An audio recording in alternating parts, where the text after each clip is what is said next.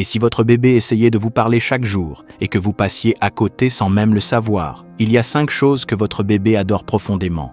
5 choses inscrites dans sa biologie et pourtant presque aucun parent ne les fait suffisamment. Pas parce qu'ils n'aiment pas leur enfant, mais parce que personne ne leur a jamais dit. Ce n'est pas une question de jouets coûteux, de gadgets high-tech ou de méthodes compliquées. Ce que votre bébé attend de vous est tellement simple, tellement évident, que la plupart des parents passent devant chaque jour sans le voir. Et la science le confirme. Quand ces 5 besoins ne sont pas comblés, les chercheurs peuvent mesurer la différence dans la structure du cerveau des années plus tard. C'est à quel point c'est important. Avant de commencer, voici quelque chose sur le cerveau de votre bébé que la plupart des gens trouvent franchement surprenant. Votre bébé n'est pas une petite créature passive qui attend de grandir. Dès les premiers jours de vie, il fait tourner un programme social d'une sophistication incroyable. Il scanne les visages, décode les émotions, écoute les patterns et construit un modèle mental du monde presque entièrement basé sur la façon dont vous interagissez avec lui. Chaque moment passé avec votre bébé est une donnée, et en ce moment même,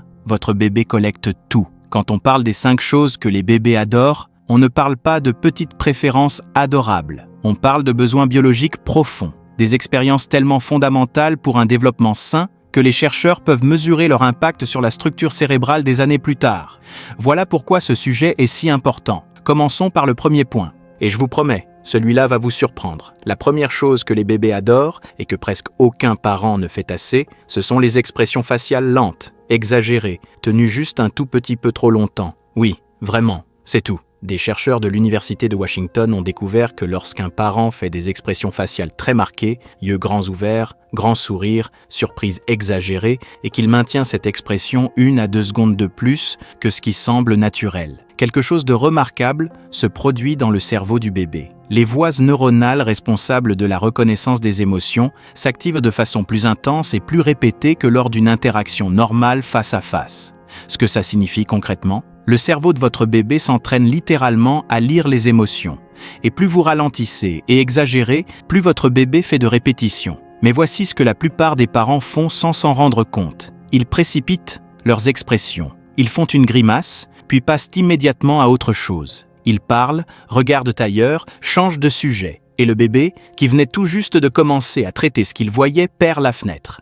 C'est comme essayer de lire une page de livre que quelqu'un tourne trop vite. Vous saisissez des fragments, mais jamais le tableau complet. Quand vous ralentissez, quand vous faites cette grande tête surprise et que vous la maintenez, en regardant votre bébé dans les yeux, vous donnez à son cerveau le temps de télécharger le signal émotionnel complet. Et votre bébé adore ça. Il adore absolument ça. La prochaine fois que vous essaierez, regardez. Votre bébé va fixer votre regard, rester presque immobile, puis généralement éclore en l'un des sourires les plus sincères que vous n'ayez jamais vus. Parce que pour votre bébé, ce moment d'expression partagée, c'est la connexion, c'est l'amour, c'est la chose la plus intéressante du monde entier. Ce que la plupart des parents ne réalisent pas, c'est qu'à chaque fois que vous faites ça, vous ne faites pas que créer du lien. Vous construisez littéralement la partie du cerveau de votre bébé qui l'aidera un jour à comprendre les sentiments des autres, à naviguer dans les amitiés, à gérer les conflits et à ressentir de l'empathie. Tout commence ici, avec un visage maintenu 1 seconde de plus que d'habitude. Essayez aujourd'hui, vous verrez. Passons maintenant au deuxième point, et celui-ci touche quelque chose dont presque aucun parent moderne n'est informé, même si la science derrière est vieille de plusieurs décennies. La deuxième chose que les bébés adorent, c'est ce qu'on appelle le serve and return, mais pas la version que la plupart des parents croient connaître. Vous avez peut-être entendu ce terme. Les chercheurs et les pédiatres en parlent constamment, mais ce que je veux partager avec vous va plus loin que les grandes lignes. Parce que la version du serve and return, qui recable réellement le cerveau d'un bébé pour la résilience, le langage et la régulation émotionnelle, a un ingrédient crucial que la plupart des explications omettent. Voici comment ça fonctionne. Votre bébé fait quelque chose, un son, un regard, un geste, un mouvement vers vous. C'est le service. Et vous répondez, c'est le retour. Simple, non? Mais l'ingrédient que la plupart des gens ratent, c'est ceci. La qualité de la réponse compte infiniment plus que la fréquence. Répétons-le. Ce n'est pas la fréquence de vos réponses qui compte, c'est la façon dont vous répondez. Quand les bébés reçoivent ce que les chercheurs appellent une réponse contingente, c'est-à-dire une réponse qui reflète directement, qui imite ou qui construit exactement sur ce que le bébé vient de faire, leur cerveau l'enregistre différemment d'une réponse générique. Les circuits neuronaux liés à la causalité, à la communication et à la compréhension sociale s'activent plus fortement. Le bébé apprend littéralement, à un niveau neurologique profond, que ses actions ont du pouvoir, qu'il peut faire des choses se produire, qu'il compte. Mais voici ce qui se passe dans la plupart des foyers.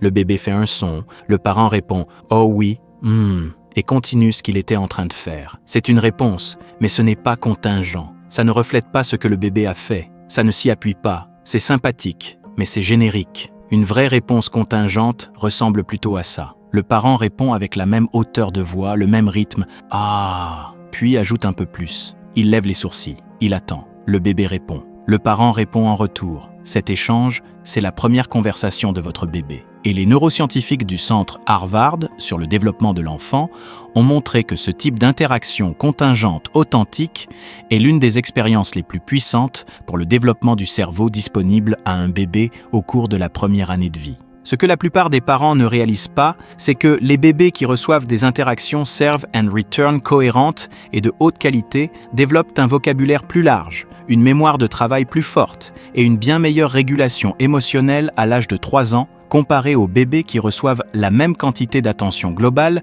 mais moins de réactivité contingente. Ce n'est pas la quantité des interactions qui compte le plus, c'est la qualité de chacune. Et ça devient encore plus intéressant. Les bébés de l'étude qui ont été autorisés à lutter brièvement et ont ensuite réussi par eux-mêmes ont montré des niveaux de récompense dopaminergiques mesurables dans leur cerveau significativement plus élevés que les bébés à qui on avait simplement fourni la solution. En d'autres termes, la lutte rendait le succès encore meilleur. Et ce sentiment, ce moment « j'ai réussi tout seul » est addictif dans le meilleur sens du terme. Il construit la motivation intrinsèque. Mais voici ce qui se passe souvent. La plupart des parents, poussés par l'amour et un désir très naturel d'éviter à leur bébé toute frustration, interviennent trop vite. Le bébé tend la main vers quelque chose, le parent le lui donne. Le bébé lutte avec un jouet, le parent règle le problème. Et à chaque fois que ça se produit, le bébé rate une minuscule fenêtre de croissance neuronale. Ça ne signifie pas que vous laissez votre bébé pleurer et souffrir, pas du tout.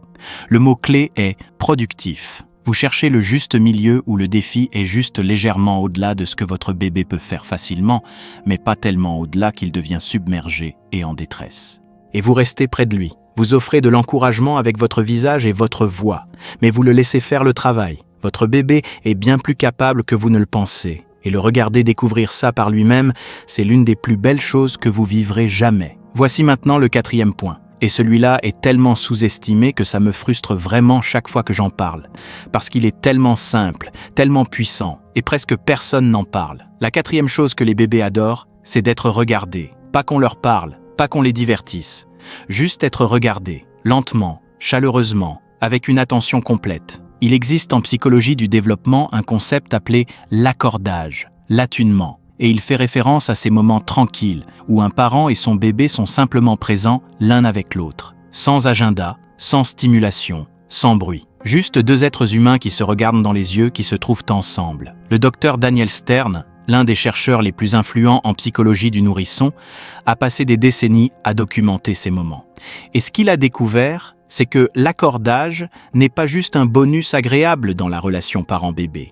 C'est, selon ses recherches, le mécanisme principal par lequel les bébés apprennent ce que ça fait de se sentir compris. Réfléchissez-y. Votre bébé n'a pas encore de mots. Il ne peut pas vous dire comment il se sent. Et donc, la façon dont il apprend que son monde intérieur compte, que ses émotions sont réelles, valides et reconnues, c'est à travers vos yeux, à travers votre visage, à travers ces moments tranquilles où vous le regardez, et où il peut voir dans votre expression que vous le voyez, lui. Quand ces moments se produisent de façon constante, les bébés développent ce que les chercheurs appellent un modèle interne de travail sécurisé. Fondamentalement, une conviction profonde et inconsciente que le monde est sûr, que les relations sont dignes de confiance et qu'ils méritent d'être aimés. Cette conviction, construite au cours de la première année de vie, façonne la façon dont une personne se relie aux autres pour le reste de sa vie. Mais voici ce qui se passe dans la plupart des foyers modernes. Les écrans, les téléphones, l'agitation, des parents physiquement présents mais mentalement ailleurs, et des bébés qui reçoivent beaucoup de stimulation,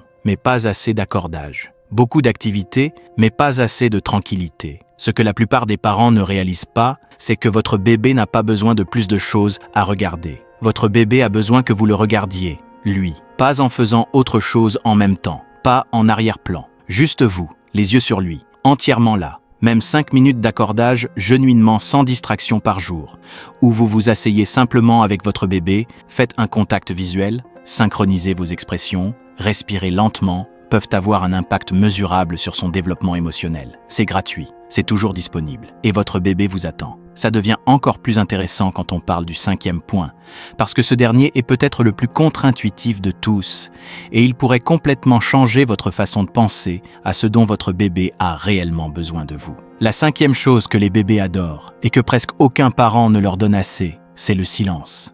Pas le silence dans la pièce, pas la tranquillité. Je veux dire, votre silence à vous, la pause. Le moment où vous cessez de stimuler, cessez de parler, cessez d'interagir et attendez simplement.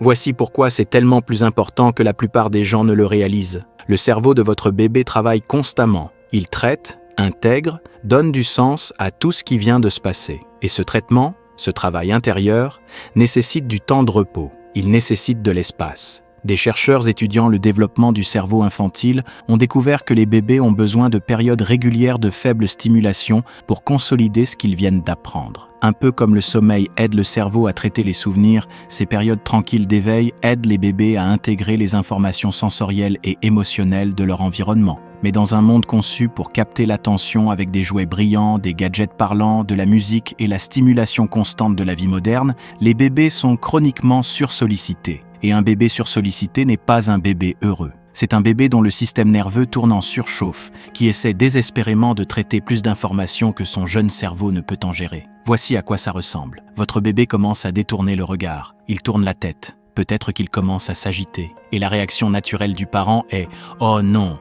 Qu'est-ce qu'il faut au bébé? Plus d'attention, plus de stimulation, un nouveau jouet, une chanson. Mais voici la partie surprenante. Ce que votre bébé fait souvent dans ces moments-là, c'est signaler un besoin de pause. Il dit, dans le seul langage qu'il possède, « J'ai besoin d'un moment pour revenir à moi-même ». Quand vous reconnaissez ce signal et que vous le respectez, quand vous suivez le regard de votre bébé, adoucissez votre visage, réduisez la stimulation et respirez simplement. Vous faites quelque chose d'incroyablement profond. Vous apprenez au système nerveux de votre bébé à se réguler. Vous modélisez la pause. Vous lui montrez que la tranquillité est sûre. Votre bébé n'a pas besoin d'un divertissement constant.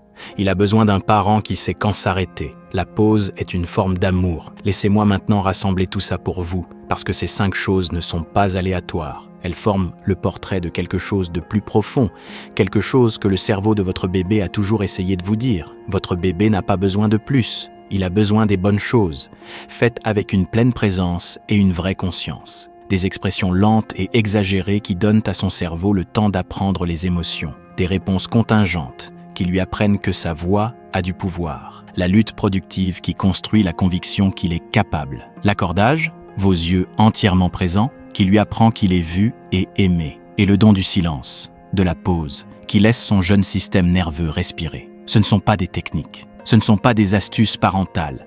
Ce sont les moments qui deviennent la première compréhension de votre enfant de ce que ça signifie d'être un être humain, en relation avec un autre être humain. Et la chose extraordinaire, vous n'avez pas besoin d'un diplôme. Vous n'avez pas besoin de programmes coûteux. Vous n'avez pas besoin d'être parfait. Vous avez juste besoin de savoir ce dont votre bébé a réellement besoin. Et ensuite, d'être là pour lui. Parce que voici ce que je veux que vous reteniez après la fin de cette vidéo. Chaque fois que vous ralentissez votre expression et la maintenez 1 seconde de plus. Chaque fois que vous reflétez le son de votre bébé. Chaque fois que vous résistez à l'envie de tout arranger et que vous le laissez travailler par lui-même. Chaque fois que vous vous asseyez, posez le téléphone et regardez simplement votre bébé avec une attention chaleureuse et complète. Chaque fois que vous reconnaissez le signal de pause et que vous offrez à votre bébé le cadeau de la tranquillité. Dans ces moments-là, ces petits moments ordinaires et quotidiens, vous façonnez un cerveau. Vous construisez un sens de soi. Vous écrivez les premiers chapitres d'une histoire que votre enfant portera en lui pour le reste de sa vie. Votre bébé vous observe, votre bébé apprend de vous, et votre bébé vous aime d'une façon tellement complète, tellement inconditionnelle, tellement totale, qu'il n'a même pas encore les mots pour le dire. Mais un jour, il les aura. Et tout commence ici. Tout commence maintenant. Tout commence avec vous. N'oubliez pas de vous abonner à ma chaîne YouTube pour découvrir encore plus de contenu comme celui-ci.